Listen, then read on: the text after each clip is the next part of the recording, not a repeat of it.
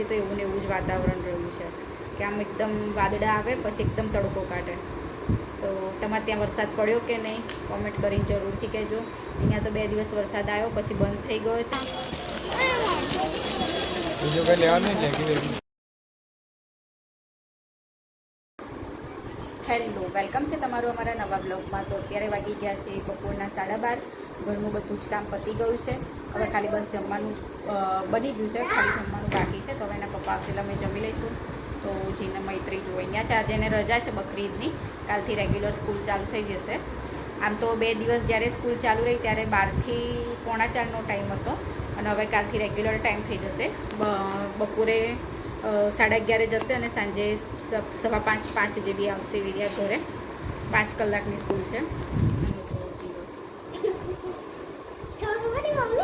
આમ તો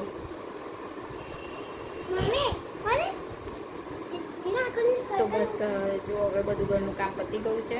કાલે પણ બ્લોગ નહોતો નાખ્યો, પરમ દિવસે પણ નહોતો બ્લોગ નાખ્યો, 2 દિવસ બ્લોગ નહોતો નાખ્યો. અને આજે કારણ કે અહીંયા વાતાવરણ તો આમ વરસાદ જેવું થાય છે, વાદળછાયું વાતાવરણ રહે છે, એના લીધે વધારે માથું દુખે આપણને. કારણ કે જો વરસાદ પડી જતો હોય તો સારું, પણ વાદળછાયું વાતાવરણ રહેશે એટલે વધારે આપણું માથું ચડે. તો 2 દિવસથી તો એવું ને એવું જ વાતાવરણ રહ્યું છે કે આમ એકદમ વાદળા આવે પછી એકદમ તડકો કાઢે. તો તમારે ત્યાં વરસાદ પડ્યો કે નહીં કોમેન્ટ કરીને જરૂરથી કહેજો. અહીંયા તો 2 દિવસ વરસાદ આવ્યો. અત્યારે વાગી ગયા છે સાંજના 5:30.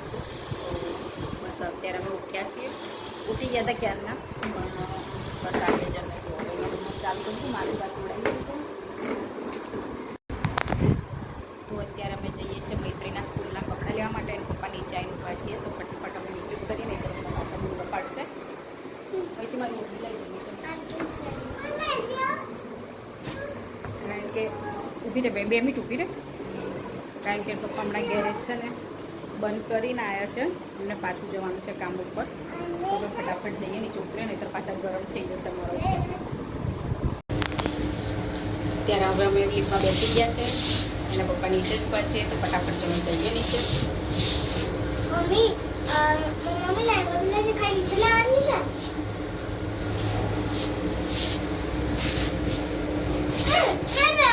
અરે મસ્તી નહીં હો, અંદૂર ઊભી રહે થોડી.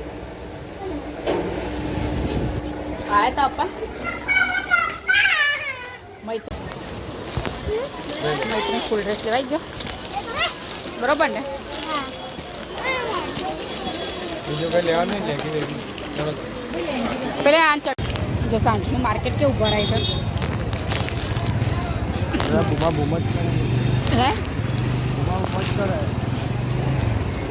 સાંજનું શાક માર્કેટ જો અહીંયા ભરાય છે હાઉસિંગ બોર્ડમાં ચાંદખેડા.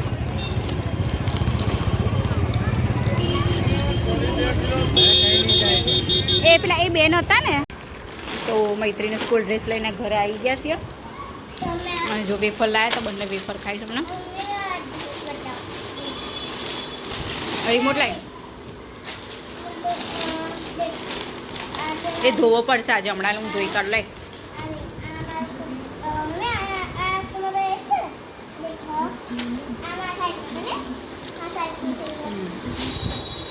તો મૈત્રી સ્કૂલ ડ્રેસ આવી ગયો છે અને જેનું માટે વેફર આવી ગઈ છે.